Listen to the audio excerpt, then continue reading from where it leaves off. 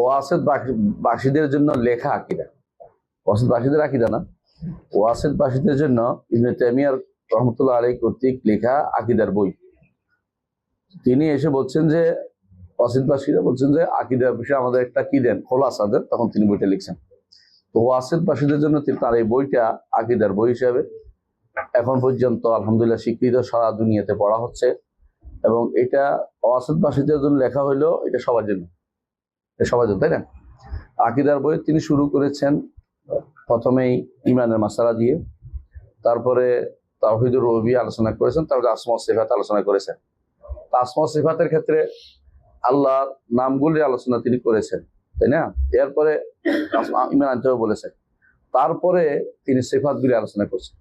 সাধারণত সিফাতগুলির উপরে আপনি আলাদা কোনো বই পাবেন না ইবনে তাইমিয়ার বই ছাড়া, মানে পূর্ববর্তীদের মধ্যে এইভাবে ভিন্নভাবে লেখা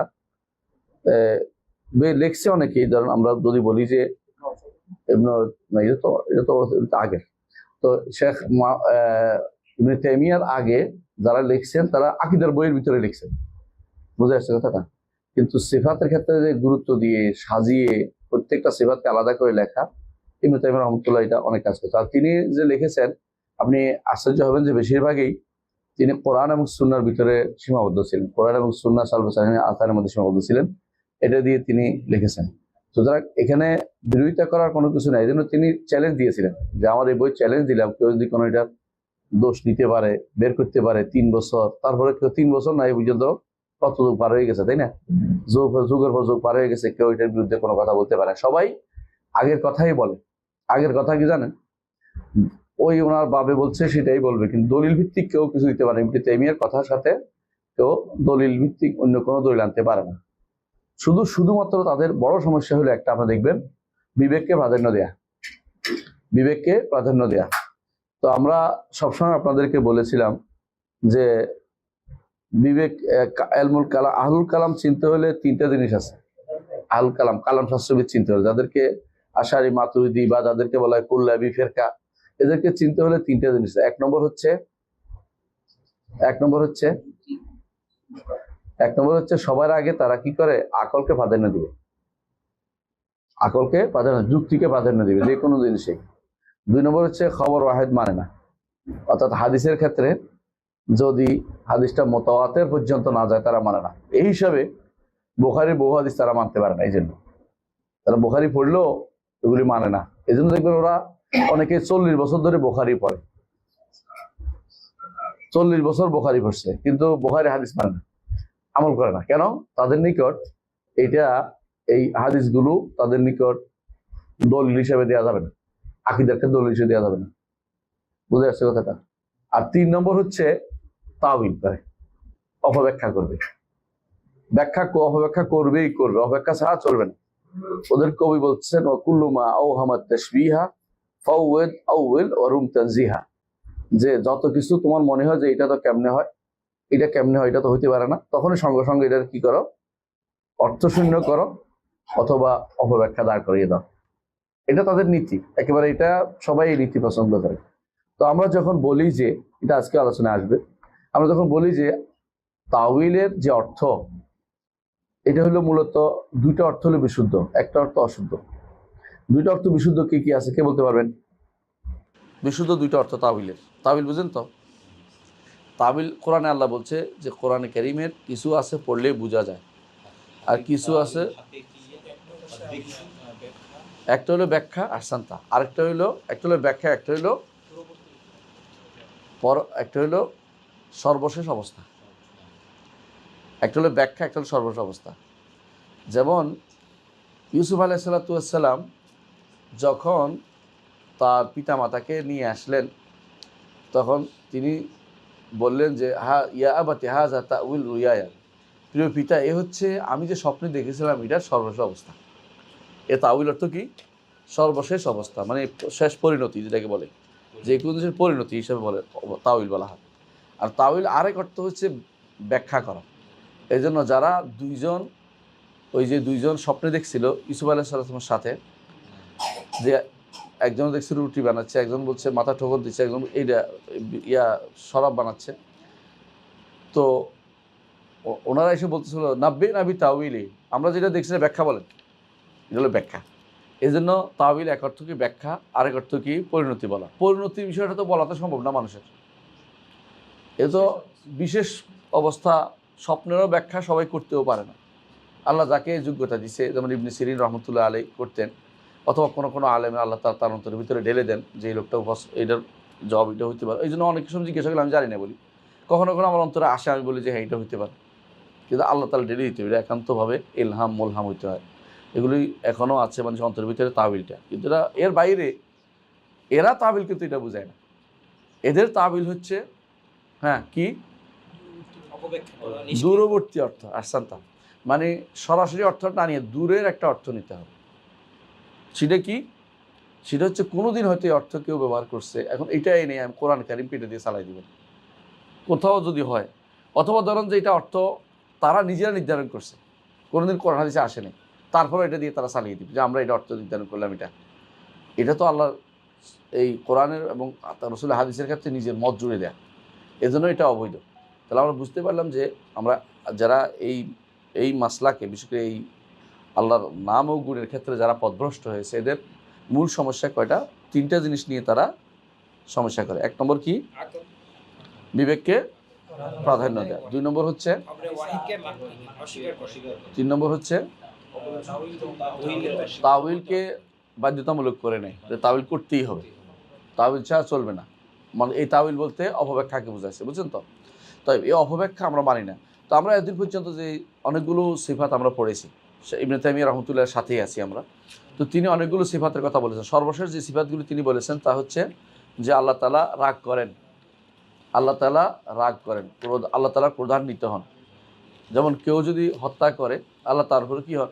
ক্রোধান্বিত হন। আল্লাহ কোরআনে বলছে যে ওমা ইয়াকতুল মুমিনা মুতাআম্মিদান ফাজাযাউহু জাহান্নাম খালিদান ফিহা ওয়া গাদিবাল্লাহু আলাইহি ওয়া লা'নাহু, আল্লাহ তার উপর ক্রোধান্বিত, রাগ হন। তো এই আল্লাহ তাআলা রাগ হন, ঠিক আছে আমি কাছাকাছি নিচ্ছি, হবে এবারে শোনা যাচ্ছে? দেখেন, আল্লাহ তাআলা রাগ হন, এইটা ওরা স্বীকার করে না। কেন স্বীকার করে না বলেন তো? ওদের তিন জায়গায় আসেন। প্রথমত ওরা মনে করে যে রাগ যদি হয় তো শিরা ফুলে, আমরা রাগ হলে কী হয়? শিরা ফুলে যায়, চোখ লাল হয়ে যায়, হ্যাঁ, তারপরে তাহলে তো আরও সমস্যা। না না না, তাহলে এটা বাদ গেল, মানে তারা এই বাদ দিছে কি? আকলকে প্রাধান্য দিছে।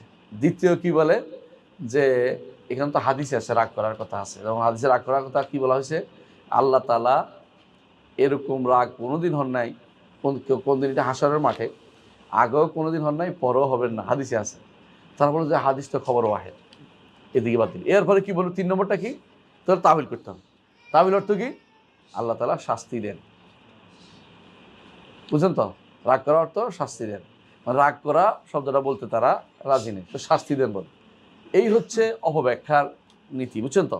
এই প্রত্যেকটাতে তারা একটা না একটা অপব্যাখ্যা দাঁড় করাবে। এই অপব্যাখ্যার মধ্যে তাদের সাথে কারা ছিল? এই অপব্যাখ্যার মধ্যে এটা শুরু করেছে ইবনে কুল্লাব, আব্দুল্লাহ ইবনে সাঈদ ইবনে কুল্লাব, যাদেরকে কুল্লাবী ফিরকার ইমাম বলা হয়।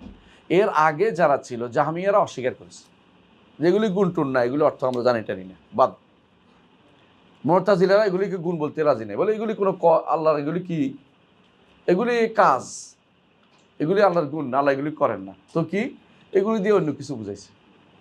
তো এরা বলছে যে না, এগুলি গুণ না, কারণ এগুলি যদি কর্ম, যেহেতু গুণ না, কিছু কর্ম আছে, কিছু কর্ম মানি না, এগুলি গুণ বলতে তারা না। তারা কি করে? আল্লাহর সিফাত, কর্মবাচক যে সমস্ত সিফাত আছে, আল্লাহ কিছু একটা করেন, যেমন রাগ করেন, সন্তুষ্ট হন, এই কিছু একটা করেন, এটা মানতে রাজি। কারণ তারা যদি বলেন যে যদি এখন কিছু করেন তাহলে সমস্যা কি? তাহলে তাকে কে বাধ্য করলো করতে? সুবহানাল্লাহ, তিনি ফাআলুল লিমা ইয়াশা, যা ইচ্ছা তা করবেন। ওরা এটা মানতে রাজি না। তারা বলে যে যদি তিনি এখন কিছু করেন তাহলে বোঝা যাবে যে তিনি কারো দ্বারা প্রভাবিত হচ্ছেন, নইলে করলেন কেন? তাহলে করলেন, আগে করেন নাই কেন? নতুন করছেন, নতুন করলে তো নতুন হয়ে যাবেন তিনি, তিনি তো প্রাচীন, নতুন কিছু করলে তিনি নিজেই নতুন হয়ে যাবেন, সুতরাং নতুন কিছু তিনি করেন না। এই হচ্ছে তাদের যুক্তি। এই যুক্তি দিয়েই, যুক্তি বললাম না যে সবার আগে যুক্তিকে নিচ্ছে, এই যুক্তি দিয়ে তারা আল্লাহর সিফাতগুলিকে অস্বীকার করে থাকেন। আমরা শুনতে পাচ্ছেন ভিতরে? আচ্ছা, তা আল্লাহ সিফাত ধরে একটু বাড়াই দিন। হ্যাঁ, আল্লাহ সিফাতগুলিকে তারা অস্বীকার করে থাকে। তো আমরা গত পর্ব পর্যন্ত আল্লাহর উপর আল্লাহ তাআলা কাফেরদের উপর রাগ করেন, এটা আমরা পড়েছি, তাই না? এবং আল্লাহ তাআলা তাদেরকে লানত করেন। এগুলি আল্লাহর সিফাত কি? সিফাত ফেলিয়া, কর্মবাচক। আল্লাহ এই কাজগুলি করেন, এই জন্য কর্মবাচক গুণ। এগুলিকে তারা সিফাতও মানতে রাজি নেই, এগুলি তারা অপব্যাখ্যা করে। সিফাতও নয়, এগুলিকে অপব্যাখ্যা করে তারা। কারা করে এটা? কুল্লাবিয়ারা। কুল্লাবিয়া মানে হচ্ছে আশারি মাতুরিদি উভয় ফেরকার মূল হচ্ছে কুল্লাবিয়া। উভয় ফেরকার মূল কি? কুল্লাবিয়া ফেরকা। কুল্লাবিয়া ফেরকা কেন আসছিল? মনে রাখবেন, কুল্লাবিয়া ফেরকা তৈরি হয়েছিল মুতাজিলাদের বিরোধিতা করার জন্য। মুতাজিলাদের বক্তব্য রদ করার জন্য তারা তৈরি হয়েছিল। তো রদ করতে করতে কখন যে তারা ওদের বক্তব্য নিয়ে বসে আছে, নিজেরা ভুলে গেছে। মানে মুতাজিলা দেখুন, উদাহরণ আপনারা পড়ছেন কালামের মাসালাতে, কথা মুতাজিলা কি বলছে? আল্লাহর কথাটা সৃষ্ট, সিফাত না। কারণ আমরা জানি যে কি, আল্লাহর কি আছে? আল্লাহর নাম আছে, গুণ আছে, তাই তো? এবং আল্লাহর নাম গুণের বাদেও আল্লাহর কিছু কর্মবাচক গুণ আছে, কর্মদিগ। আর আল্লাহর কিছু গুণ আছে, কিছু জিনিস আছে যেগুলো কর্ম কিন্তু গুণ না। সৃষ্ট হয়ে গেলে আলাদা হলে এগুলি কি? সৃষ্টি, এগুলি গুণ হয় না। যেমন আমি আপনি কি? সৃষ্টি, কিন্তু আল্লাহ আমাদের সৃষ্টি করছে। সৃষ্টি করা তার গুণ, কিন্তু আমি তো আলাদা হয়ে গেছি। এখন যেগুলি আলাদা হয় এগুলি আর গুণ হয় না। যেমন বাইতুল্লাহ, আল্লাহর ঘর, এটা কি? সৃষ্টি। আব্দুল্লাহ, আল্লাহর বান্দা সৃষ্টি, আলাদা।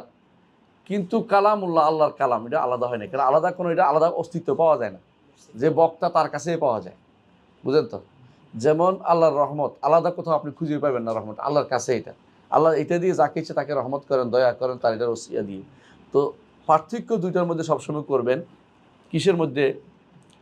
আল্লাহর গুণ এবং কর্মের মধ্যে পার্থক্য কি? হ্যাঁ, সত্তার সাথে থাকে গুণ, আর কর্ম আলাদা একটা হয়ে যায়। কর্ম সবসময় আলাদা হয়ে যায়, আলাদা পাওয়া যায়। যেমন আপনি কি আপনার হাত আলাদা পাইবেন কোথাও? না। এর অর্থ হচ্ছে হাত কিন্তু গুণ, বুঝছেন তো? বুঝে আসছে কথাটা? কিন্তু আপনার জামাটা আলাদা, তাই না? এটা আপনার গুণ না, এটা একটা কি? আপনার এটা অতিরিক্ত জিনিস। বুঝে আসছে কথাটা? তো সুতরাং বুঝতে হবে যে যে সত্তার সাথে যা থাকে এটা গুণ হয়। যেমন আল্লাহ তাআলা তিনি আরশের উপর উঠেছেন, আলাদা কিছু হয়ে গেছে? হয় নাই, তার গুণ এটা। কিন্তু আল্লাহ তাআলা আমাকে সৃষ্টি করেছেন, আমি আলাদা হয়ে গেছি, এটা কি হয়েছে? কর্ম। এগুলি যদি বুঝতে না পারেন তাহলে আপনি মানে এই দার্স বুঝা আপনার জন্য কঠিন হয়ে যাবে। বুঝে আসছে? তো আমরা গত পর্বে যদ্দূর পড়েছিলাম, আজকে এরপর থেকে শুরু করব। গত পর্বে আমরা পড়েছিলাম যে আল্লাহ তাআলা রাগ করেন, তবে রাগের ধরন আমরা জানি না। রাগ করা আমরা বুঝি। যেমন জান্নাতের নেয়ামত বুঝতে পারি আমরা, কিন্তু জান্নাতের নেয়ামতের ধরন আমরা জানি না। জান্নাতে আল্লাহ কি দিবে? কলা দিবে বলছে, তাই না? বলছে না? তালহিম মান্দু, মাই মাসকুব, এমন এমন নাহার দিবেন যে নাহারটা উপর দিয়ে প্রবাহিত। নাহার মানে কি? নালা। এখনকার নালা কি উপর দিয়া যাইতে পারে? মাটির ভিতরে দিয়ে যায়। কিন্তু জান্নাতের নাহারগুলো উপর দিয়ে প্রবাহিত। ধরন বুঝছেন? ধরন বুঝতে পারেন না, কিন্তু ঈমান আনতে অসুবিধা হচ্ছে। এই জায়গাতে এসে বেদাতীরা বলে যে যেটা ধরন জানি না, এটা বিশ্বাস করবো কেমন? সুতরাং বিশ্বাসের উপযোগী আমরা অপব্যাখ্যা বানিয়ে ফেলি। এগুলি কেন বেশি পড়তে হবে? কারণ যত বেশি না জানবেন তত বেশি আপনি যে কোনো সময় তাওহীদের মধ্যে আঘাত হবে। তাওহীদের মধ্যে আঘাত হলে আপনি শেষ। তাওহীদ ঠিক রাখতে হলে এটা আপনাকে জানতেই হবে যে আল্লাহর নাম গুণ স্বীকার করে, আল্লাহ যা যা বলছে সব মানি। সলবে সালামগুলি মানতেন, তাদের মধ্যে এগুলি কোনো সমস্যা হতোই না। কেমন? রাসূলুল্লাহ সাল্লাল্লাহু আলাইহি ওয়াসাল্লাম যখন বললেন যে গত রাত্রে তোমাদের কর্ম দেখে আল্লাহ হাসছেন। বেদুইন কি বলল? যে আল্লাহ হাসেন তার কাছে আমি খারাপ কিছু আশা করি না। বেদুইন বলে নাই যে আল্লাহ আবার হাসেন কেমনে, আল্লাহর কি দাঁত আছে নাকি, হাসেন কেমনে, আল্লাহর কি মুখ আছে নাকি, এই জাতীয় কথা বলে নাই। কারণ তারা হাসাটা বুঝছেন, যথেষ্ট মনে করেছেন। এর বাইরে আরেকটা জিনিস বাড়িয়ে বলা তারা জায়েজ মনে করে নাই। পার্থক্য বুঝে আসছে তো? এটা হচ্ছে আহলুস সুন্নাহ ওয়াল জামাতের তরিকা। আল্লাহ যা বলছেন তা ঠিক আছে, এর বাইরে আমি নতুন করে বাড়িয়ে জিজ্ঞাসা করবো না, কেন জিজ্ঞাসা করবো না, কেমন জিজ্ঞাসা করবো না। এই জন্য ইমাম মালিক রহমতুল্লাহ আলাইহি সর্বপ্রথম এই বিপদে পড়েছেন। এর আগে এই বিপদে পড়ে মদিনা থেকেও। মদিনাতে সবাই বিশ্বাস করতো, যা আছে তা বিশ্বাস করতো। একজন এসে কি বললেন? আল্লাহ বলছেন আরশের উপরে উঠেছেন। কেমনে উঠলেন? ইমাম মালিক রহমতুল্লাহ বললেন যে উপরে উঠে তো আমরা জানি, কিন্তু ধরন তো আমরা জানি না। ধরন সম্পর্কে প্রশ্ন করাটা বেদাত। তুমি তো খারাপ লোক, এর ছেড়ে এখান থেকে বাকির ওই পার করে পিঠে এবার এরা ধরে ধরে পিঠে ওরা বাকির ওই পার করে দিচ্ছে। যে এই এই প্রশ্ন তো আমাদের মদিনাতে কোনোদিন ছিল না। এই প্রশ্ন কে তুললো এখানে? আল্লাহর সম্পর্কে ধরন জিজ্ঞাসা, আল্লাহর ধরন আমরা জানি না, তার গুণের ধরন আমরা কিভাবে জানবো? এটা হচ্ছে আহলুস সুন্নাত ওয়াল জামাত তরিকা। বুঝে আসছে? তো আজকে আমরা পড়বো ইনশাআল্লাহ। এরপরে আরও কিছু গুণ আছে যেগুলো নিয়ে আমরা আলোচনার কথা আজকে থেকে শুরু করব। সেটা হচ্ছে যে আল্লাহ সাখাত এবং আল্লাহ রিদওয়ান। পড়েন তো বিসমিল্লাহির রহমানির রহিম। ওয়াকাউলুহু وقال المصنف رحمه الله ذلك بأنهم اتبعوا ما أسخط الله وكرهوا رضوانه যালিকা বিআন্নাহুম ইত্তাবাউ মা আসখাতাল্লাহু ওয়া কারিহু রিদওয়ানা। সূরা মুহাম্মাদের 28 নম্বর আয়াত। অর্থ হচ্ছে এটা এই জন্য যে, অনুবাদটা বুঝেন, এটা এই জন্য যে তারা অনুসরণ করেছে যা আল্লাহকে ক্রোধান্বিত করে, আল্লাহর উপর আল্লাহর রাগ আসে এমন কাজ তারা করেছে, এবং তারা অপছন্দ করেছে যা আল্লাহর সন্তুষ্টি আসে তা করতে অপছন্দ করেছে। কথা বুঝছেন কিনা? এর দ্বারা কি বোঝা গেল? কোনো কিছু করলে আল্লাহ রাগ হয়, আর কোনো কিছু করলে আল্লাহ সন্তুষ্ট হয়। তো কাফেরদেরকে আল্লাহ তাআলা কি করেছে বলেছেন এর আগের আয়াতে বলছেন, ফাকাইফা ইযা তাওয়াফাতহুমুল মালাইকাতু ইয়াদরিবুনা উজুহাহুম ওয়া আদবারহুম। কেমন হবে যখন কাফেররা রাসূলুল্লাহ সাল্লাল্লাহু আলাইহি ওয়াসাল্লামকে কষ্ট দিত, ঈমান আনতো না, উল্টাপাল্টা করতো। তো আল্লাহ তাআলা বলেন কাইফা, কি অবস্থা হবে তোমরা একটু চিন্তা করো। ইজা তাওয়াফাতহুমুল মালাইকা, যখন মালাইকারা এদেরকে মারবে, মৃত্যু দিবে। কিভাবে মৃত্যু দিবে? স্বাভাবিক মৃত্যু না। ইয়াদরিবুনা উজুহাহুম আদবারহুম, তাদের চেহারার উপর মারবে আর তাদের পিছনে পাছার উপর মারতে থাকবে। মারতে মারতে তাদেরকে রূহ হরণ করবে। কোরআনে কারিমে অন্যত্র আল্লাহ তাআলা বলেছেন কাফেরদের রূহ হরণের সময় কি করে? ফেরেশতারা তাদেরকে পিটিয়ে পিটিয়ে মারে। কারণটা কি বলেন তো? কে বলতে পারবেন? হ্যাঁ, আত্মাটা বেরোতে চায় না। হ্যাঁ, আত্মাটা সারা শরীরে লুকিয়ে যায়। যখন ফেরেশতা দেখে কাফেরদের আত্মা যখন কি দেখে, ফেরেশতা দেখে ফেলে, তখন সে পালাইতে আরম্ভ করে এবং আঙ্গুলের মাথা পর্যন্ত চলে যায়। এজন্য এদেরকে এই অবস্থায় আঙ্গুলের মাথা পর্যন্ত চলে যাওয়ার পরে এদেরকে বের হইতে ফেরেশতা তখন এটা পিটাই বের করে আঙ্গুলের মাথা থেকে, ফাদর এবং মিনুম কুল্লা বানান, আঙ্গুলের মাথা পর্যন্ত পিটাই বের করে তারপর তাকে বের করে নিয়ে আসে। কারণ এ বের হতে চায় না, কারণ জানে যে আযাব চলে আসছে অলরেডি। তার জন্য কি করে, জাহান্নাম থেকে ইয়াতিমিন সুমুমিহা, আগুন, সেখান থেকে স্যার গরম অবস্থা, দুর্গন্ধ সব কিছু নিয়ে আসতেছে ফেরেশতা, এটার ভিতরে ঢুকাবে তাকে। এইটা দেখেই রুহের অবস্থা খারাপ হয়েছে যে আমাকে তো কষ্ট দিচ্ছে। এই জন্য সে পালাইতে আরম্ভ করে।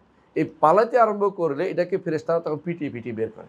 তো এইটা কেন হয়েছে আল্লাহ এটা বলছেন, কারণটা বলছে যে তাদেরকে কেন এইভাবে মারা হবে। কারণ তারা আল্লাহ যেটাকে আল্লাহ তাআলা প্রধান্বিত হয় এমন কাজ তারা অনুসরণ করেছে। কি করেছে? কুফরি করেছে, শিরিক করেছে, নেফাক করেছে। এই জন্য আল্লাহ তাআলা তাদেরকে এই কারণে এই ফেরেশতাদের দিয়ে পিটাই বের করবে। ওয়াকারিহু রিদওয়ানাহু, আল্লাহ সন্তুষ্টি যাতে আছে তা অনুসরণ করতে তারা অপছন্দ করেছে। আল্লাহ সন্তুষ্টি আছে কিসে? ইমানে। ইমান আনে না এই জন্য। তো এটা হচ্ছে এই আয়াতে আমরা দুইটা জিনিস পাইলাম। একটা হচ্ছে যে সাখাত এবং রেদওয়ান, যা আল্লাহ তাআলা তিনি কি করেন? প্রধান্বিত হন, আর আল্লাহ তাআলা কি করেন? সন্তুষ্ট হন। এদের নিকট আশারি মাতুরিদি বা কুল্লাবি ফেরকা, এদের নিকট আল্লাহ তাআলা প্রধান্বিত হন না, আল্লাহ তো প্রধান্বিত হন। তো এটার অর্থ কি?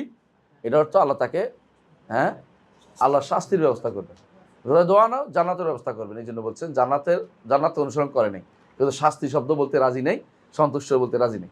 এই জন্য আমরা সহজে বলি, যারা আরবরা এটা বুঝছে, অর্থ দিয়ে বুঝে গেছে, কিন্তু আপনি যদি অনুবাদ করেন তাহলে কিন্তু আর এটাকে দোষ ধরতে পারে না। এরা অনুবাদও করতে রাজি না এখন। এই জন্য দেখবেন আপনি বেলাল বিন আলী লিখছে আল্লাহ আরশের উপর ইস্তেওয়া,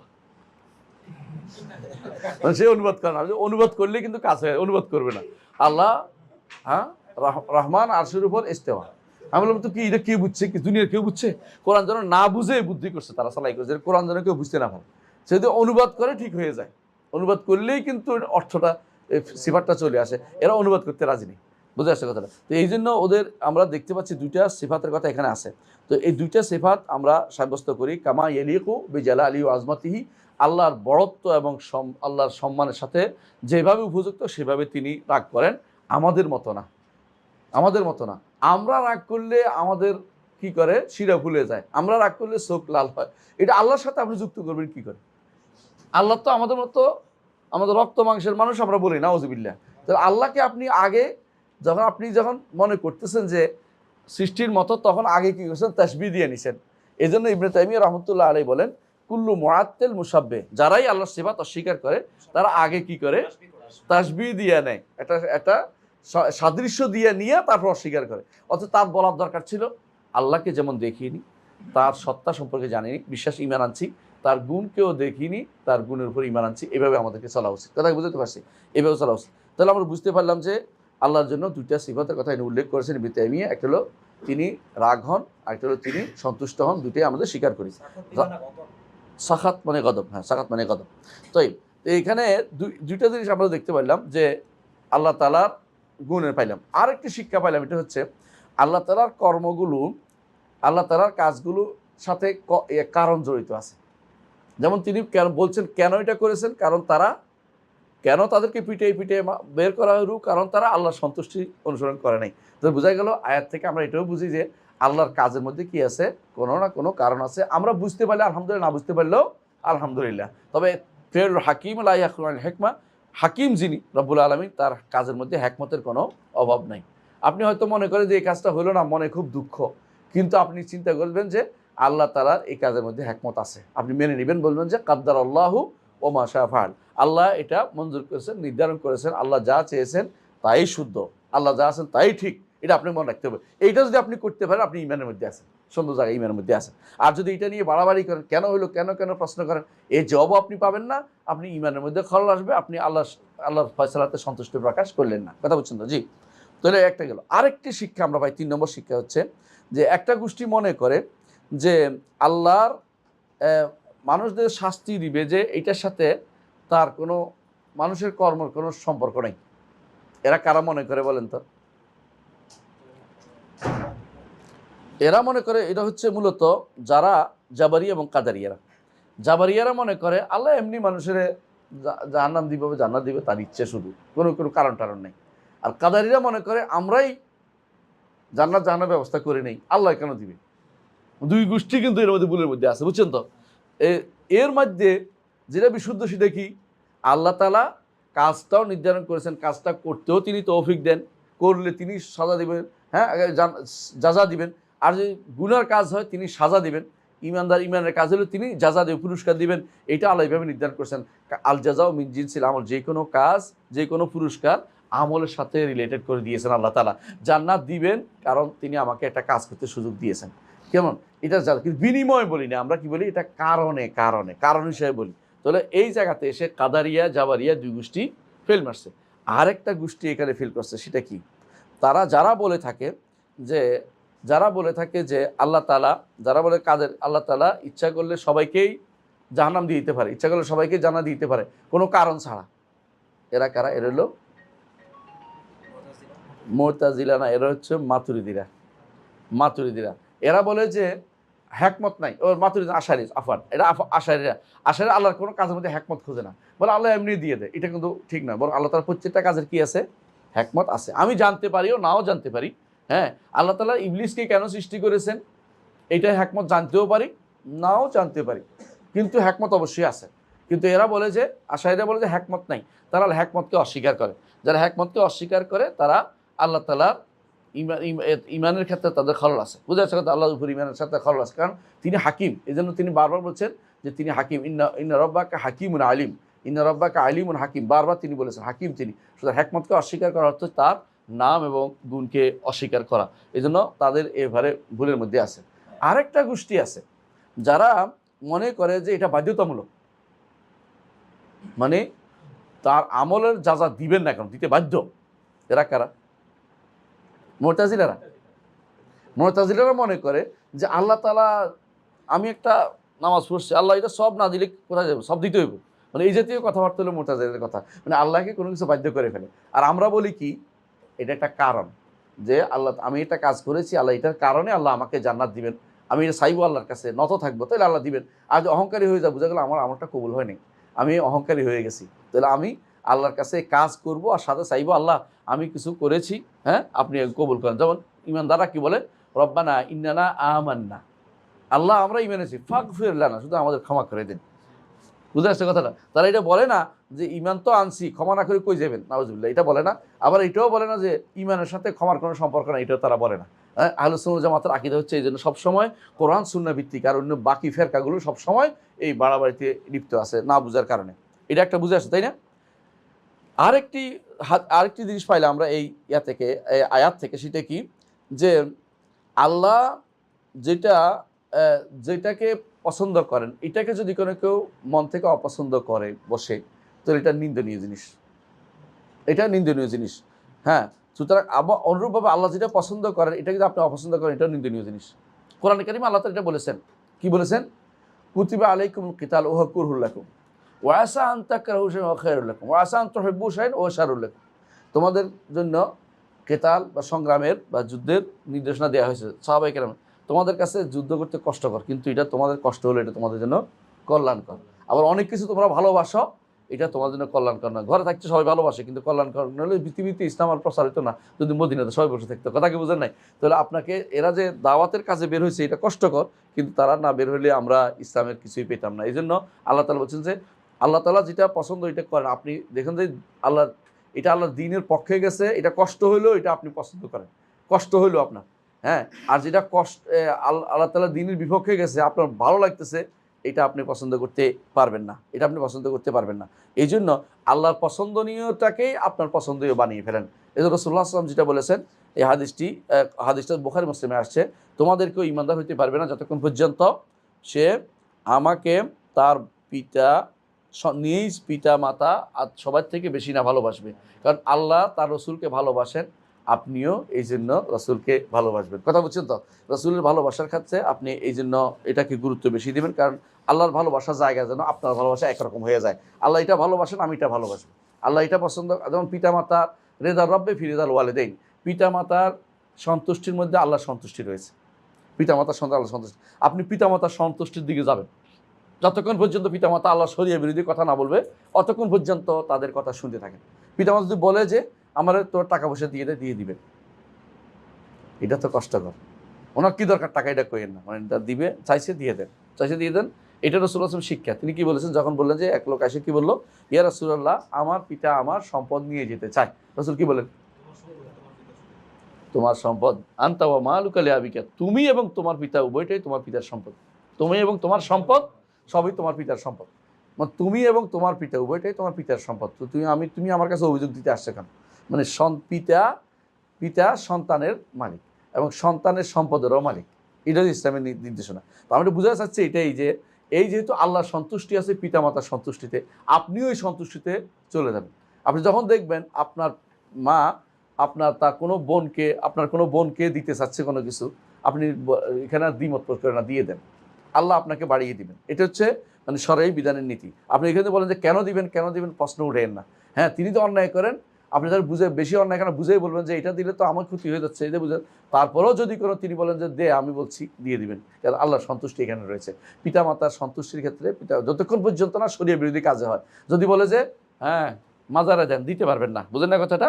যদি বলেন যে হারামে ব্যবহার করে, দিতে পারবেন না, কিন্তু হালাল জায়গাতে, দানের জায়গাতে পিতামাতা যদি কোনো আপনার সম্পদ দেয়, আপনি বিরোধিতা করতে পারবেন না, সন্তুষ্টির জায়গাতে বলতেছি।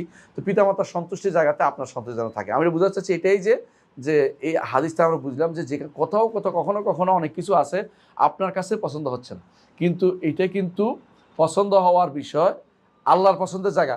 তো আপনার পছন্দ থেকে তখন আল্লাহর পছন্দের জায়গার মতো করে ফেলেন, যে আল্লাহর পছন্দনীয় জিনিস যেহেতু আমি এটাকে করবো। এটার নাম হচ্ছে রেদা বিল কাদা, ফয়সালাতে সন্তুষ্টি প্রকাশ করা, আল্লাহর ফয়সালাতে সন্তুষ্টি প্রকাশ করা। এইটা যদি সত্যিকার অর্থেই আপনি আল্লাহকে ভালোবেসে থাকেন, এটা আপনার অটোমেটিকলি আসবে।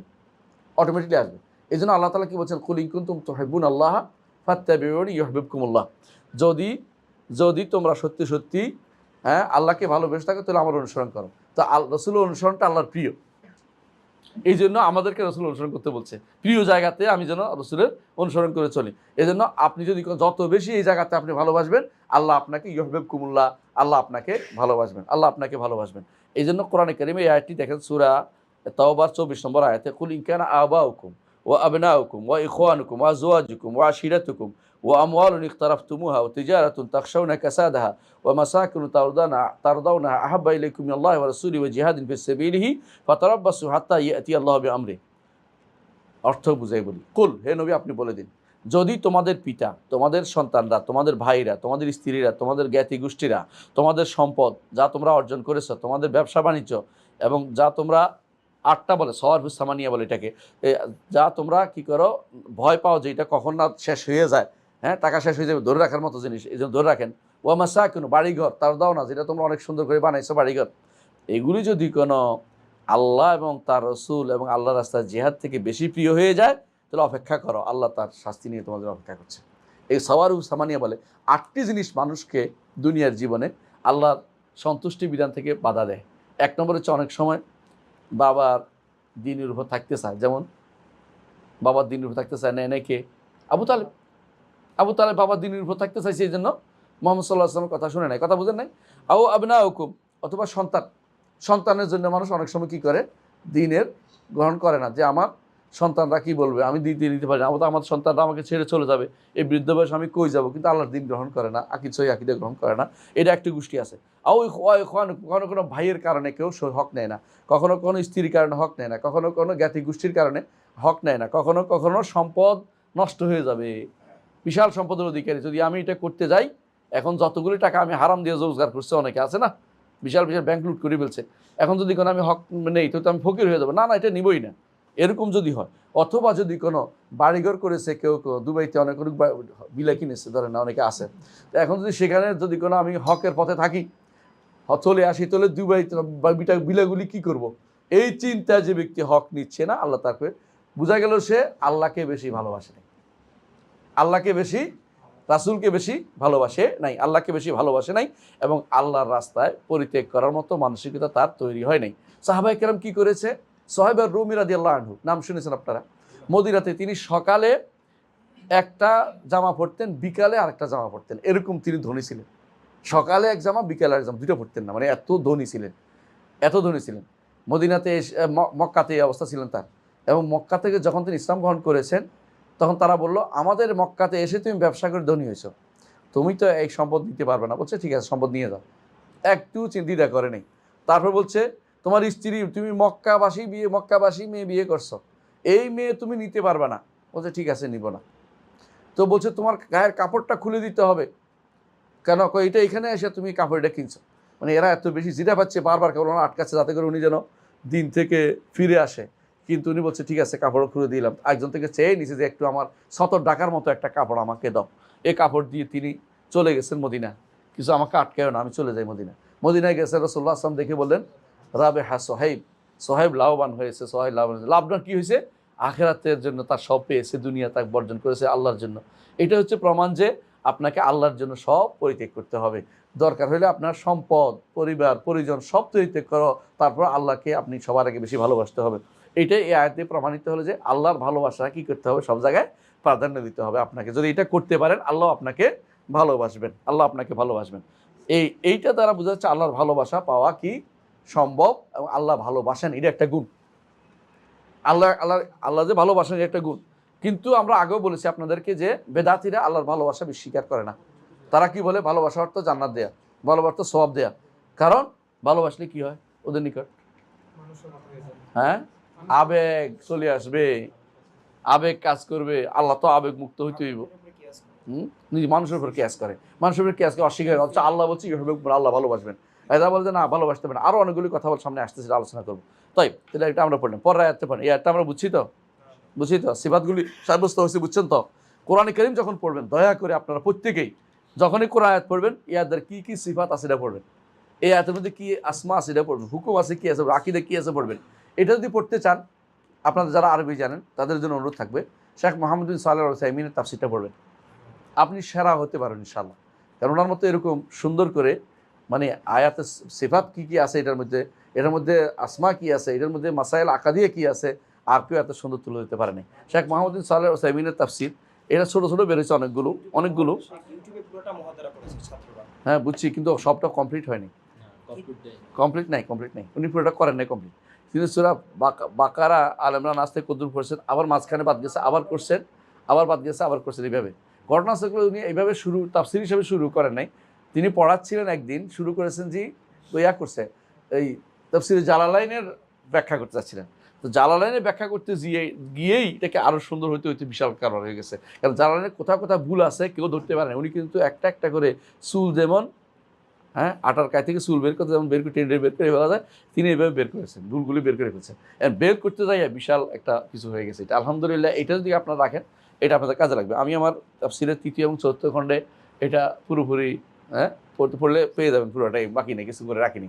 কিন্তু দেখি ৫ম ৬ষ্ঠ খণ্ড হলে তখন বাকিটা চলে আসবে ইনশাআল্লাহ। এটা আল্লাহ তৌফিক দিলে কোনদিন করবো, জি ইনশাআল্লাহ, এখন তো না, পরে।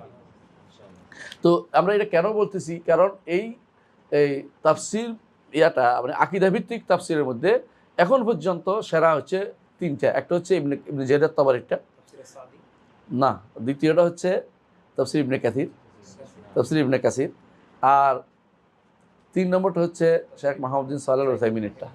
আর শেখ ইবনে সাদিরটা এটা ভিন্ন রকমের তাফসীর, এটা আলাদা এক রকম। এটা তিনি এমনভাবে সাজিয়েছেন আপনি বুঝতে পারবেন না, আপনি পড়ে যাবেন, ধীরে ধীরে আপনি আকীদা শুদ্ধ হয়ে যাবে। এটা বলে দেন না যে এটার অর্থ এটা, এটার অর্থ এটা বলে দেন না, এমনি সুন্দর করে বলে গেছে, আপনি এটা পড়লেই আপনি আকীদা শুদ্ধ হয়ে যাবে। এটা আলাদা ধরনের একটা সৌন্দর্য এটা, জি।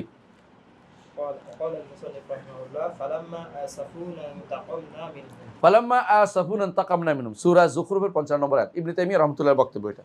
এই আয়াতটা কেন এনেছেন? এই আয়াতটা এনেছেন আসাফুনা শব্দটা দিয়ে একটা সিফাত সাব্যস্ত হয়েছে।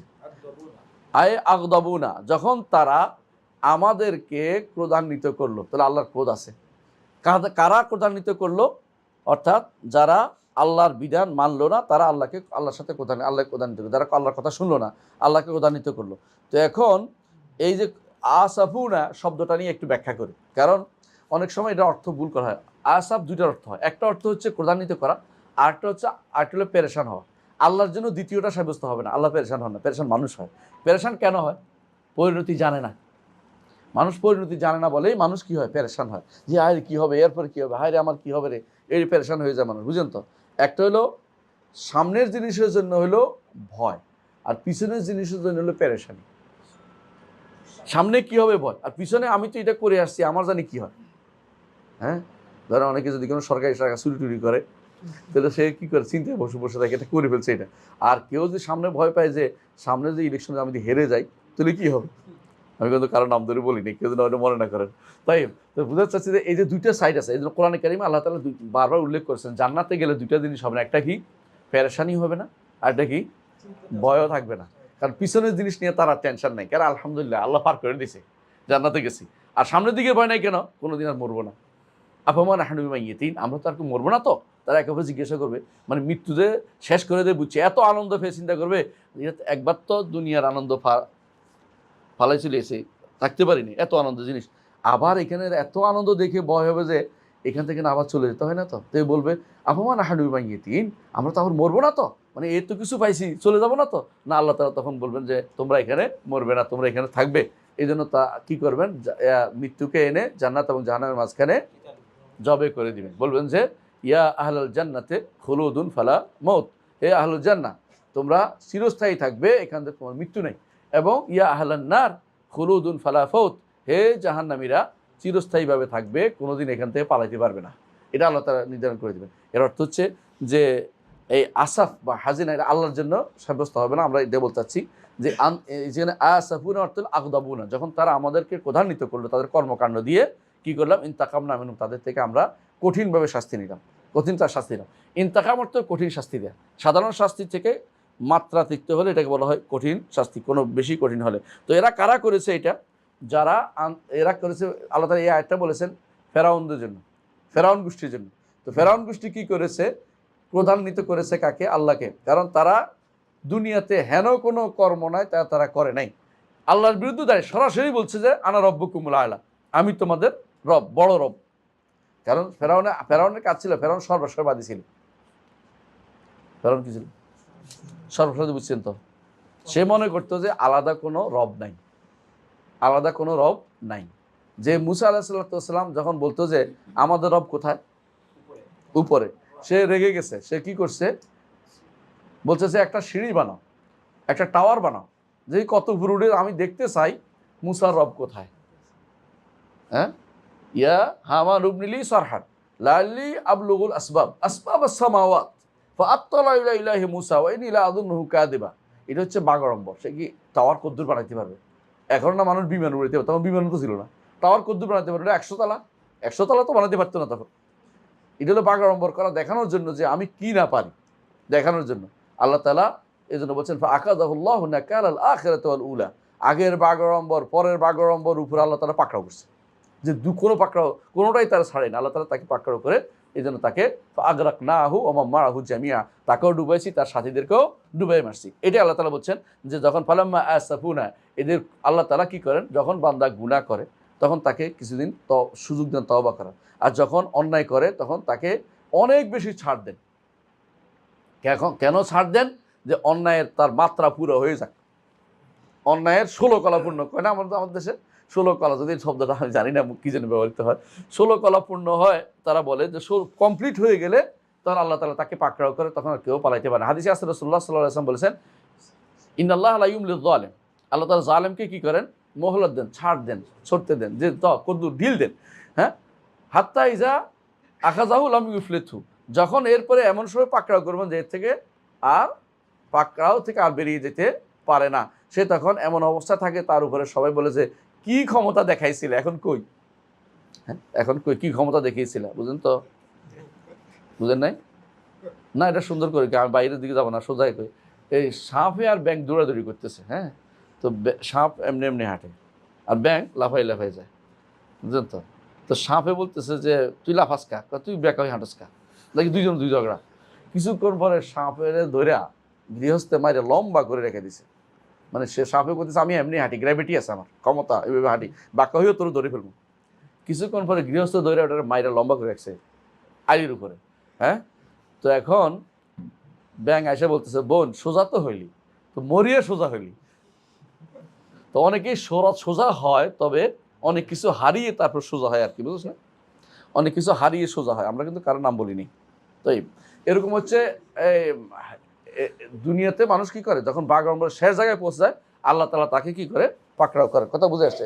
তো ফেরাউনকে আল্লাহ তাআলা এইভাবে পাকড়াও করছে। তো এটার মধ্যে আমরা কি পাইলাম, আল্লাহ তাআলার ক্রোধ, আল্লাহ তাআলার একটা কি সিফাত, এবং এই আসাফুন হচ্ছে ক্রোধের মধ্যে বেশি হওয়া।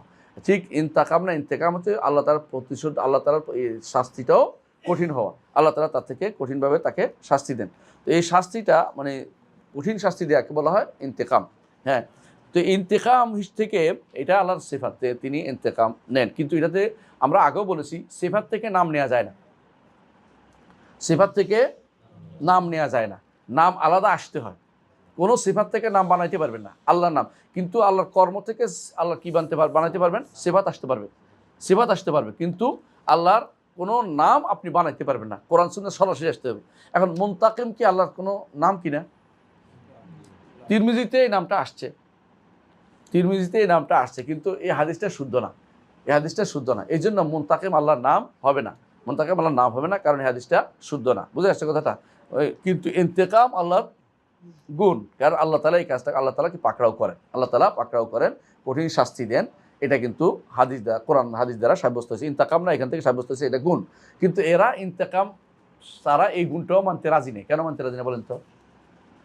কেউ যদি প্রতিশোধ নিতে হলে কি হয়, রাগ দেখাবে, লাঠি সোটা নিয়ে বের হবে, তাকে মারলে পিটাইতে পিটাইতে, তারপরে এই করবে সেই করবে, তারপর তার চোখ দিয়ে পানি বের হয়ে যাবে, তাকে হ্যাঁ রাগারাগি করবে, এইগুলি করতে অনেক কিছু চলে আসে। না না না না না, তো আল্লাহ কি করে না, আল্লাহ কঠিন শাস্তি এটা না। তো ইন্তেকাম অর্থ কি তাহলে?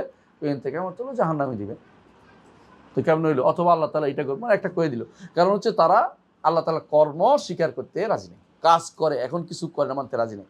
তারা মনে করে আল্লাহ আগে যা করছে করছে, এখন কিছুই করে না। তা আল্লাহ তাআলা এরা দোয়া করে কি জন্য? হেরা দোয়ার অর্থ হচ্ছে আল্লাহ তাআলা আগে আপনি যেটা পাইছেন আমার জন্য লিখছেন ওইটা দেন। আর আমরা কি বলি, আল্লাহ এখন দেন, লিখছেন তো ঠিক আছে, কিন্তু এখন দেন, আপনি লিখছেন। বুঝে আসছে কথাটা? ওরা মনে করে যে এখন আল্লাহ কিছু করে না, কিন্তু আমরা কি বলি, আল্লাহ তাআলা কুল্লা ইয়াউমিন হুয়া ফি শাআন, প্রতিদিনেই আল্লাহ কিছু না কিছু করেন। এই জন্য এই আয়াতের তাফসীর দেখবেন ইবনে কাসির তিনি বলছেন, কাউকে আল্লাহ আজকের দিনে কি করবেন, কাউকে সুস্থ করবেন, আজকের দিনে কাউকে অসুস্থ করবেন, আজকের দিনে কাউকে টাকা পয়সাওয়ালা বানাবেন, আজকের দিনে কাউকে ফকির বানাবেন, আজকের দিনে কাউকে তিনি জন্ম দুনিয়াতে আসবে, কেউ আজকে দুনিয়া থেকে চলে যাবে। এইভাবে আল্লাহ তাআলা প্রতিদিনই কিছু না কিছু অনেকগুলো কাজ করেন, যেগুলি বান্দাকে প্রতি রাত্রে আল্লাহ তাআলা নির্ধারণ করে দেয়। এদের প্রতি রাতের বাজেট আছে, প্রতি মুহূর্ত তার অর্ডার আসছে, প্রতি মুহূর্ত তিনি অর্ডার দিচ্ছেন। কিন্তু আপনি এগুলি বন্ধ করার কে? এরা এগুলি সব বন্ধ করে কি জন্য বলে আছে, একটু আগে বলছি কি জন্য। না এটা নয়, আরেকটা আছে। না কেন, না এটা নয়, কেন, কারণটা কি? অস্বীকার কেন করবে? তারা বলেন যে আল্লাহ তাআলা কাদিম, কাদিম বুঝছেন তো, পুরাতন। এখন যদি কিছু করেন তাহলে আল্লাহ কি হয়ে যাবেন? নতুন হয়ে যাবেন। এখন তিনি কাদিমে যা করছে এটাই নতুন করে কোনো কিছু করেন না। না আল্লাহ তো নতুন করুন, তোমার সমস্যা কি? বরং হাদিসে কি বলা হয়েছে, আল্লাহ তাআলা হাসরের দিন এমন রাগ করবেন যে রাগ তিনি এর আগে করেন না, এর পরেও করবেন না। হাদিসে আসছে। তাহলে ওই দিন রাগটা করবেন, তাই না? রাসূলুল্লাহ সাল্লাল্লাহু আলাইহি ওয়াসাল্লামের সাথে যেদিন কথা বলছেন এর আগে কথা বলছেন এটা না। মুসা আলাইহিস সালামের সাথে যেদিন কথা বলছেন আগে বলছেন না পরে বলছেন? ওই দিনই বলছেন। তাহলে আল্লাহ তাআলা যখন যা ইচ্ছা তা তিনি করেন, এগুলি অস্বীকার করবে কে? ওরা এটা বলেন, ওরা বলে যে এটা বাজেট ছিল, এটা আইসা ওই দিন ফিট হয়েছে। মানে যেমন আপনি কম্পিউটারে টিপ দিয়ে গেছেন, 1 ঘন্টা পরে এটা চালু হয়েছে, এরকম আর কি মনে করে যে এটা চালু হয় না এত পর্যন্ত, এটা আসা চালু হচ্ছে, এরকম কথাবার্তা বলে তারা। মানে তারা কোনোভাবেই আল্লাহ তাআলা কিছু করেন, কর্মটাকে স্বীকার করে না, কেন এটা তার কেদাম নষ্ট হয়ে যায় মনে করেন। বুঝে আসতে হলে স্পষ্টটা কি জন্য করে না? আল্লাহ তাআলার প্রাচীনত্ব নষ্ট হয়ে যাবে, কিন্তু নষ্ট হওয়ার কোনো কিছু নাই। যিনি ক্ষমতাবান তিনি যে কোনো সময় যে কোনো কাজ করতে পারেন, এটাই মানতে হবে আমাদেরকে। জি, তাহলে আমরা বুঝতে পারলাম যে এই আল্লাহ তাআলা কি করেন? রাগ করেন, আল্লাহ তাআলা শাস্তি দেন, কঠোর শাস্তি দেন, এটাকে আমরা স্বীকার করলাম। কিন্তু আমরা কোথায় পাইছি? কোরআন আয়াতে, সূরা যুখরুফ ৫৫ নম্বর আয়াতে। এর অর্থ হচ্ছে যে আল্লাহ তাআলা এই দুটি গুণ সাব্যস্ত করতে হবে। আসেন এরপর আয়াত পড়েন।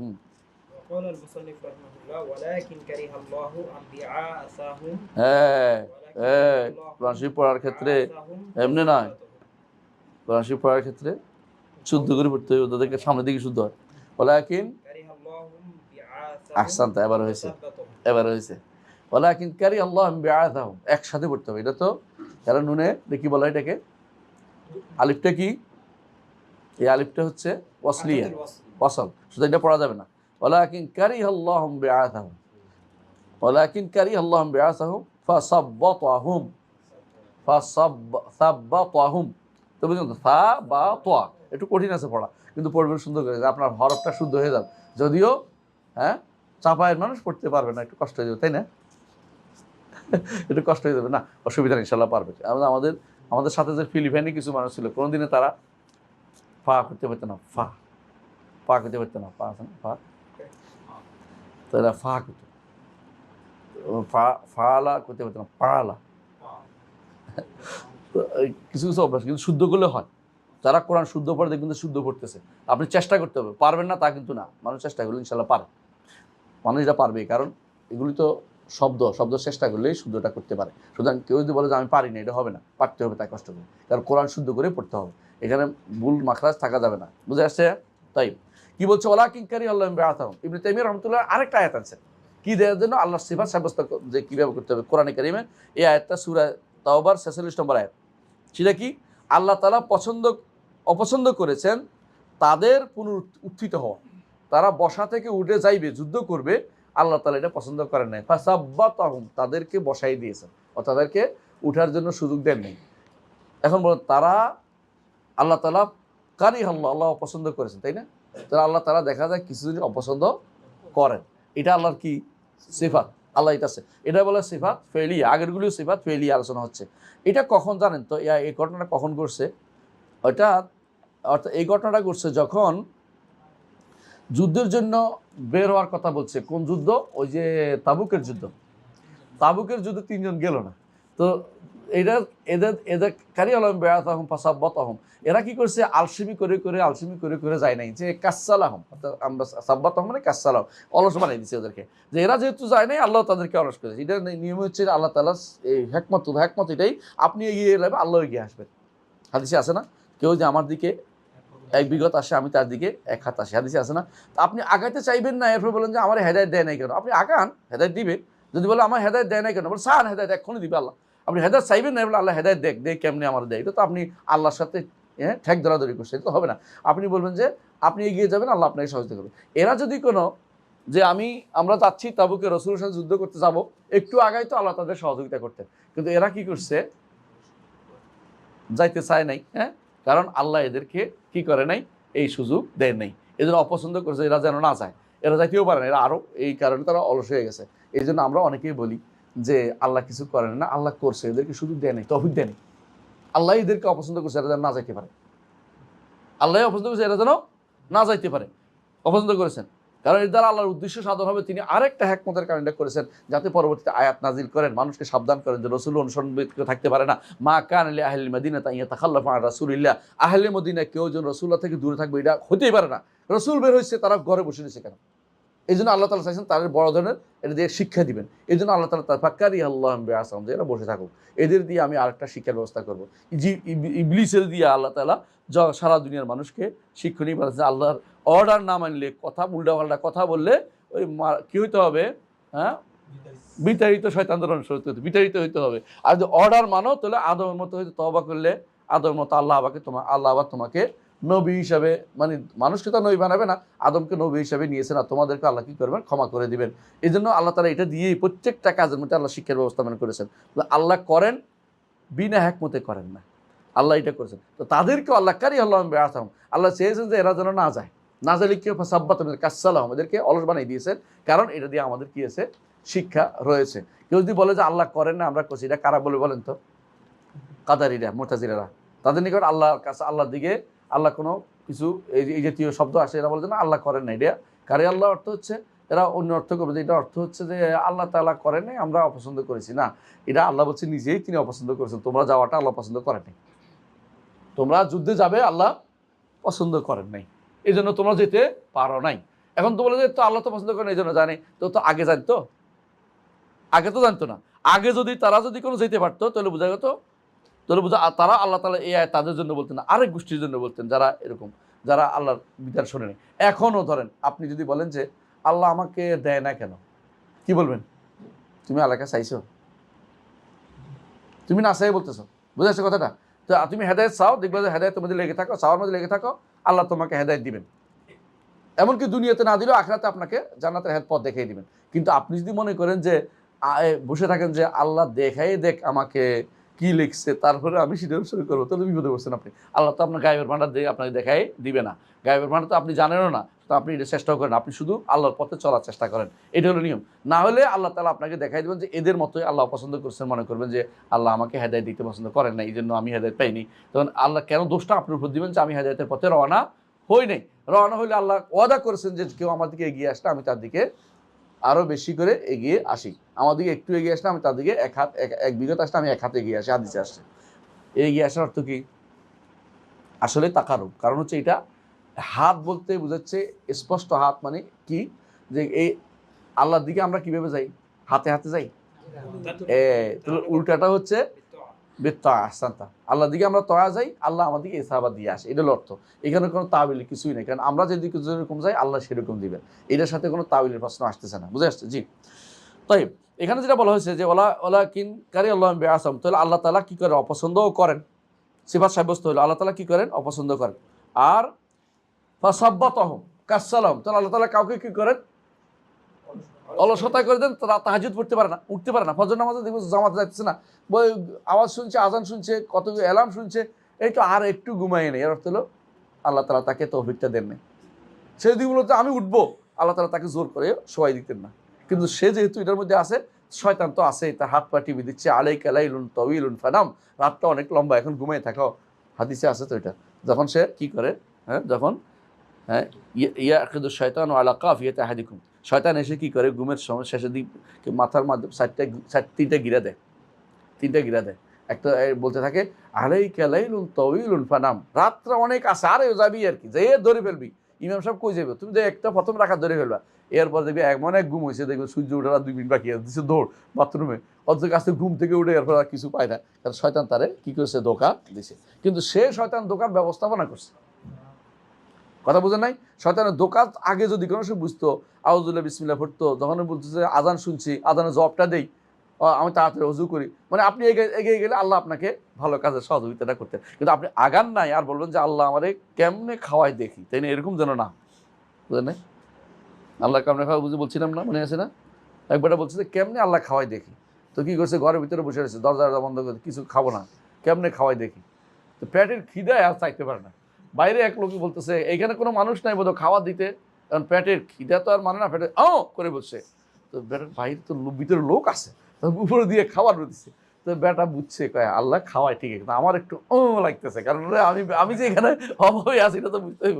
এই জন্য যারা আল্লাহর দিকে আপনি একটু এগিয়ে যান, আল্লাহ আপনার দিকে অবশ্যই আপনাকে পার করে দেবেন। আপনি আগাবেন না, এরপর বলবেন যে আল্লাহ আমাকে হেদায়েত দেয় না কেন, এটা অন্যায়। আল্লাহ আপনি হেদায়েত দিবেন, আপনি হেদায়েত চান, হ্যাঁ, ফাস্তাহদুনি আহদিকুম, আমার কাছে হেদায়েত চাও, আমি তোমাকে হেদায়েত দেবো। কুল্লুকুম দাল্লুন ইল্লা মান হাদাইতু, তোমরা সবাই পথভ্রষ্ট, তবে যাকে আমি হেদায়েত দেই সে শুধুমাত্র হেদায়েত পাবে। ঈমানদার এইভাবে চলে, এটা তো আকীদার বিষয়, মৌলিক বিষয়। ইনশাআল্লাহ আরেকটু ইনশাআল্লাহ ইনতাজর শোয়া আরেকটু রয়েছে ইনশাআল্লাহ। তাই তাহলে এই আয়াত থেকে আমি কমাই বলছি, কারণ আমাদের যাওয়ার টাইম হয়েছে, কুষ্টিয়া যাবো। তো সবাব যেটা বললাম, চলে আমরা এখানে গুণ পাইলাম, তাই না? আল্লাহর গুণগুলি পাইলাম যে আল্লাহ তাআলা এটা করেন, অপছন্দ করেন, আবার কাউকে কি করেন, অলস বানিয়ে দেন। কিন্তু আল্লাহ হেকমতে টাকা দেন, এমনি এমনি করেন না, তার হেকমতের সাথে জড়িত এটা। আচ্ছা, আরেকটি আয়াত আমরা পড়ি, এরপর আরেকটা পড়েন, শেষ করব ইনশাআল্লাহ। ওয়াকাউলুহু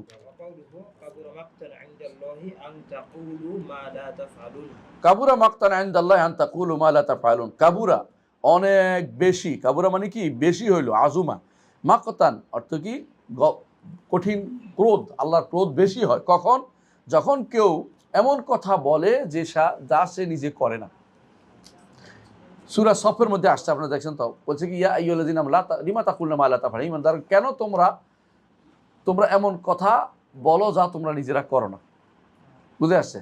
অমন কথা বলো যা তোমরা নিজেরা করো না। যেমন একজন বলতে যদি বলে যে আমরা ইয়া দিয়ে করবো, মদিনার শাসন দিয়ে আমরা বিচার করব, মদিনার সংবিধান দিয়ে বিচার করবো, কি জন্য? কারো মারার জন্য বুদ্ধি আর কি। পরে দেখা যাচ্ছে মদিনার সংবিধান দূরের কথা, আসলে তার কোনো খবর নেই, মারার বুদ্ধির জন্য এটা করছে। এরপর এরকম যদি হয় তাহলে বোঝা গেল শিক্ষিত ফেতনা তৈরি করছে, ইচ্ছা করে সাধারণ করছে।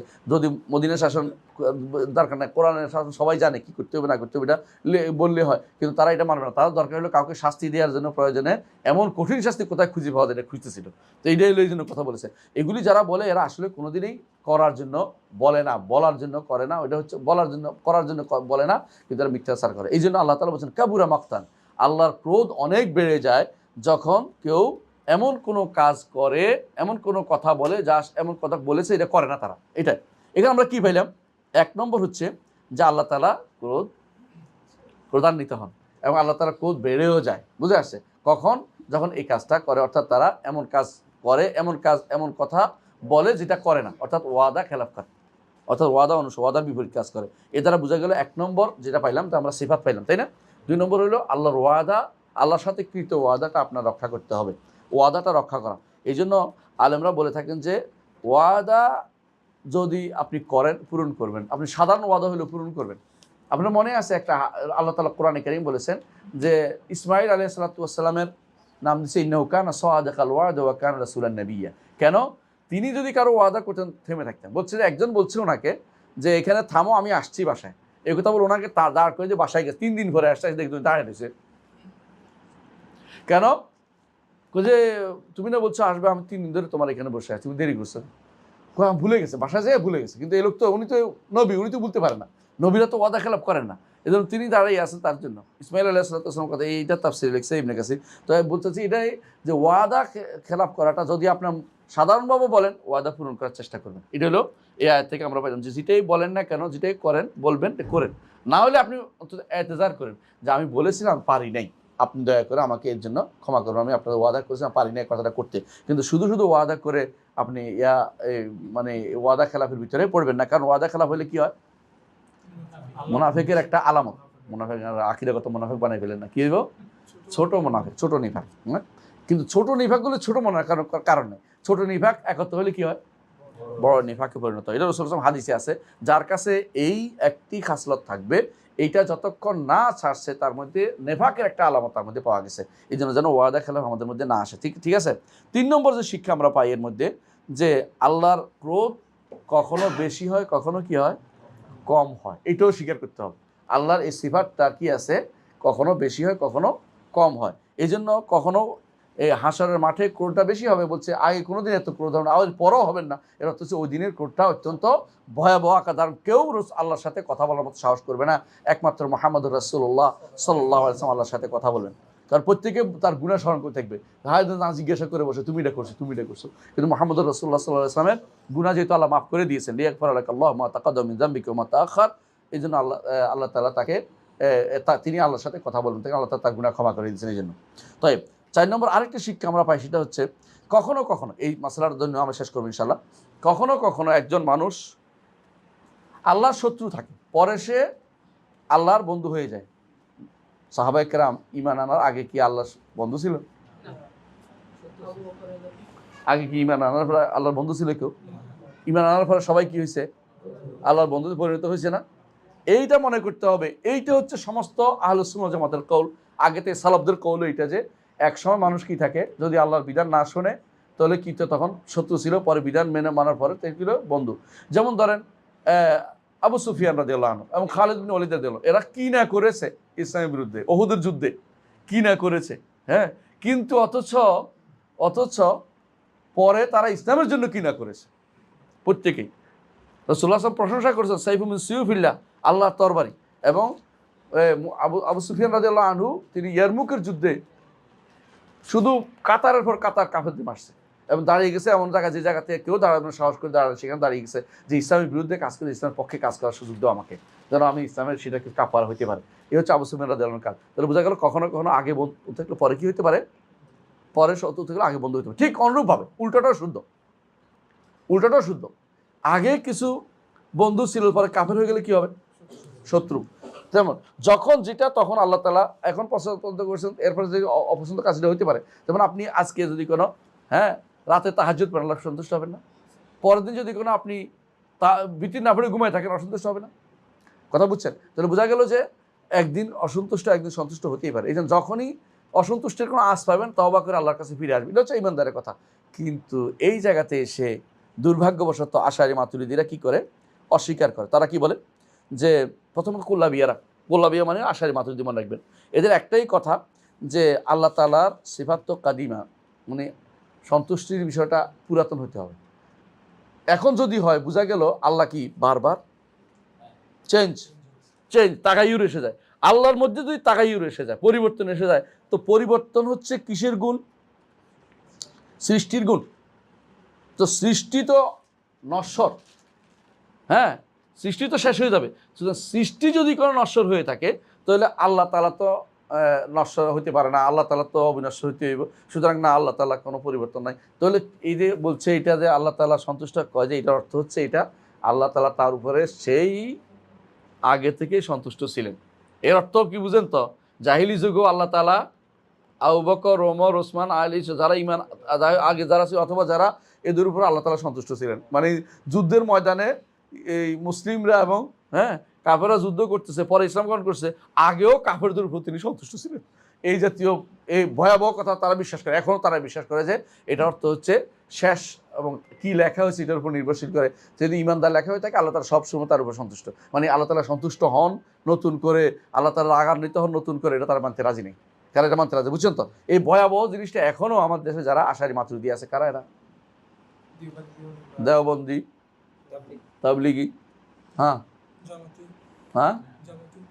হেরাও এদের মধ্যে কেউ কথা না, এরা আকিদের খবর রাখে না, কিছু এরা খবর নেই, এদের দুনিয়ার কোনো খবর নেই। এরা আছে ক্ষমতা কেমনে যাবে। আরেকটা গোষ্ঠী হচ্ছে এই জামিটা এখন না, এরা কাউসারি, আরেকটা হচ্ছে বেরেলবি, 4 শ্রেণী। তো এরা হচ্ছে সবচেয়ে ভয়াবহ, এরা এই আকিদাগুলি সবসময় নিয়ে আসে। আপনি এদের মাদ্রাসায় পড়লে সন্তান নষ্ট হবে। এই জন্য আমরা অনেককে বলি যে এই সমস্ত মাদ্রাসা সন্তান পড়াবেন না, কারণ আপনার আকিদা নষ্ট করবে, সাধারণ আকিদাকে নষ্ট করে দিবে, ভুল শিক্ষা দিবে। যেটা কোরআন বোঝা যাচ্ছে স্পষ্ট, এটা উল্টাটা শিক্ষা দিয়ে আপনাকে বলে এটা বলা যাবে না, এটা বললে এই হয়ে যাবে, এটা বলে দেহবাদী হবে, এটা বলে এই হবে, এইভাবে বলতে থাকে তারা। বুঝছেন তো? আচ্ছা আসি, এখন আমি বলি এদের এই কথাটা কেন আসছে। আরেকটা কি করে দেন আমরা কি বলি, যে আমরা যখন বলি আমি ইনশাআল্লাহ ঈমানদার, বলি না? এরা ইনশাআল্লাহ বলে কিনা? এদের একটা বলে ইনশাআল্লাহ যদি কোনো হয় যে ইমান সম্পর্কে আমার কতটুকু কি হয়েছে না হয়েছে এটা আমি জানি না, এই জন্য বল করে এটা হলো কুফরি এদের কথা। তো কি তো এইটা হলো জায়েজ আছে যদি কোনো এটা বলা হয়, এটা যদি বলা হয় যে এটা উদ্দেশ্য হচ্ছে এটা যে আল্লাহ তাআলা আমার জন্য কি লিখছে এই হিসাবে ঈমানদার, ইনশাআল্লাহ বলা যাবে। এটা কোনো কথা হলো, এটা তো আল্লাহ তাআলা কি লিখছে কেউ জানার কোনো সুযোগও নেই। এটার সাথে এই ইনশাআল্লাহ বলার কোনো সম্পর্ক নেই। ইনশাআল্লাহ কেন আমরা বলি?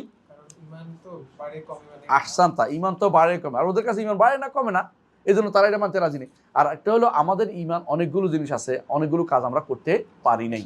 আরেকটা কারণ হচ্ছে আমাদের যে কাজগুলি করছি কতটুকু কবুল হয়েছে আমরা জানি না। আরেকটা হচ্ছে যদি ঈমানদার বলি তো জান্নাতি বলে ফেলা, জান্নাতি বলার তো ক্ষমতা আমাদের নাই। এগুলি হচ্ছে আমাদের কারণ। ওদের নিকট এগুলি একটাও না, কারণ ওরা ঈমান বাড়ে না কমে না ওদের কাছে, বুঝছেন তো? ওদের নিকট হলো ইনশাআল্লাহ বলা যাবে না, যদি কেউ বলতে হয় এই হিসেবে বলবে। কোন হিসাবে? আল্লাহ তাআলা আমার নাম কোন জায়গায় লিখছে, শেষ পরিণতি খুঁজে বের করতেছে, ওইটা তো বের করার কোনো বিষয় কেউ জানেও না, এটা আমার দরকারও নেই নিয়ে আলোচনা করা। এটা নিয়ে ইনশাআল্লাহ বলার সিস্টেম জায়গা ওইটা আসে নাই, কিন্তু এরা ভুল পথেই পরিচালিত হচ্ছে। আমরা কি বুঝাইতে পারছি কথাটা? তাই এরপরে আমরা শেষ করবো ইনশাআল্লাহ। এ দ্বারা বোঝা গেল যে আল্লাহ তাআলার এই গুণটা আমাদেরকে সাব্যস্ত করতে পারে কি আল্লাহ তাআলা ক্রোধান্বিত হন, এবং আল্লাহ তাআলার ক্রোধের কি আছে যখন কখনো ক্রোধ আল্লাহ তাআলার বেশি হয়, কখনো কম হয়। এটা আল্লাহ তাআলা, এবং যার উপরে আল্লাহ তাআলা একবার সন্তুষ্ট হয়েছেন দুনিয়াতে, এটার উপর সন্তুষ্ট, এর অর্থ এই নয় যে আর কোনোদিন অসন্তুষ্ট হবে না, এটা না, কিন্তু সন্তুষ্ট থাকবেন যদি হয় তাহলে এটা তিনি আল্লাহ যে বলছে রাদিয়াল্লাহু আনহুম ওয়া রাদু আনহু, এটা অর্থ হলো তারা উপর আল্লাহ সন্তুষ্ট নেই, এরপরে আর কোনোদিন তাদের উপরে কি হন না, আর অসন্তুষ্ট হবেন না। আল্লাহ ঘোষণা করে দিয়েছেন এটা, কারণ এটা হচ্ছে ইস্তেমরার বোঝানোর জন্য যে হবে এটা, কিন্তু আর কারণ ঘোষণা করেন নাই, আপনি দাবি করতে পারবেন না তিনি সন্তুষ্ট হয়ে গেছেন বা তিনি অসন্তুষ্ট, কোনটাই বলতে পারবেন না। যে কোনো সময় ইসলাম গ্রহণ করলে সন্তুষ্ট হবেন, আর যে কোনো সময় কাফের হয়ে গেলে তিনি অসন্তুষ্ট হয়ে যাবেন। তাহলে আমরা অনেকগুলো সিফাত জেনেছি, শেষ করব। 1 নম্বর হচ্ছে আল্লাহ তাআলার ক্রোধ একটা সিফা, 2 নম্বর হচ্ছে আল্লাহর সন্তুষ্টি একটা সিফা, 3 নম্বর হচ্ছে আল্লাহর বন্ধুত্ব ওলি হওয়া একটা সিফা, একটা হচ্ছে আল্লাহর মহব্বত একটা সিফা, আল্লাহ বোধ, আল্লাহ তাআলা ঘৃণা করা একটা সিফা, আল্লাহ তাআলার অপছন্দ করা আরেকটা সিফা, এবং অনেকগুলো সিফা আমরা পড়েছি। এগুলি সবগুলি কারাহা, এগুলি সবগুলি আল্লাহর সিফা। এগুলিকে যথাযথভাবে আল্লাহর জন্য উপযুক্তভাবে আমরা স্বীকার করি। এগুলির অর্থ বুঝি কিন্তু ধরন বুঝি না, অর্থ বুঝি কিন্তু ধরন বুঝি না। বুঝে আসছে ধরন? কারণ ধরন বুঝতে পারে ওই সময় যখন কেউ স্রষ্টাকে চিনতে পারে। যাকে চিনতে পারি না তার কর্মের ধরনও আমরা বুঝতে পারি না। আল্লাহকে আমরা যতটুকু আল্লাহ নিজে এবং তার রাসূল জানিয়েছেন ততটুকুর মধ্যে আমরা শুধু তার চেনাকে সীমাবদ্ধ করব। অন্য কোনো মাধ্যমে আল্লাহকে চেনার কোনো সুযোগ নাই। আত্মিকভাবে চোখ বন্ধ করে চোখ বন্ধ করে দিচ্ছেন তো, বুঝলেন? পীরের দরবার দেখুন, চোখ বন্ধ করে আমি আমার নফসের দিকে মুতাওয়াজ্জিহ আছি, আমার নফস আমার কলবের দিকে আছে, আমার কলব আমার পীর সাহেবের কলবের দিকে, পীর সাহেব কলব থেকে আর যেদিকে দৌড়াচ্ছে এখন, এগুলি যদি কোনো কেউ বলে, এগুলি দিয়ে আল্লাহকে পাওয়ার কোনো সুযোগ নাই। আল্লাহকে চিনতে হলে কোরআন এবং সহিহ সুন্নাহ দিয়ে আল্লাহকে চিনতে হবে। আর আল্লাহকে চেনা হচ্ছে দুনিয়াতে বড় নেয়ামত, আর আল্লাহকে দেখতে পাওয়া হচ্ছে আখিরাতে সবচেয়ে বড় নেয়ামত। এই নেয়ামতের ভিতরে আল্লাহ যেন আমাদের অবগাহন করে, আল্লাহর কাছে দোয়া করে শেষ করছি। সুবহানাকাল্লাহু ওয়া বিহামদিকা আশহাদু আল্লা ইলাহা ইল্লা আনতা আস্তাগফিরুকা ওয়া আতুবু ইলাইক।